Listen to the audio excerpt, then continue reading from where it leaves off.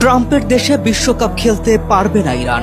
অদ্ভুত এক প্রস্তাব ট্রাম্পের রাষ্ট্রদূতের। ইতালির সঙ্গে সম্পর্ক ঠিক করতে এক ঢিলে দুই পাখি শিকার করার নকশা এঁকেছে মার্কিন প্রেসিডেন্ট ডোনাল্ড ট্রাম্প।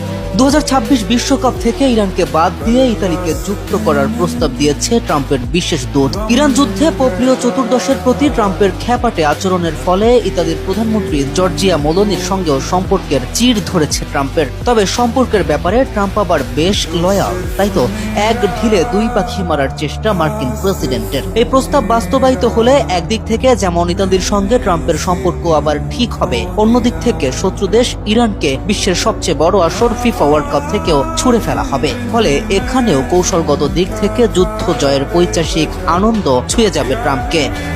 যদিও এই বিষয়ে এখন পর্যন্ত ফিফা কোনো সাড়া দেয়নি। আমেরিকার বিশেষ ওই দূত স্বনামধন্য এক গণমাধ্যমকে জানান, আমি ট্রাম্প ও ফিফা সভাপতির কাছে এই প্রস্তাব করছি যে বিশ্বকাপে ইরানকে বাদ দেয়া হোক এবং তার পরিবর্তে যুক্ত করা হোক ইতালিকে, যারা 4 বারের বিশ্ব চ্যাম্পিয়ন। বিশ্বকাপ খেলার সকল যোগ্যতা তাদের আছে।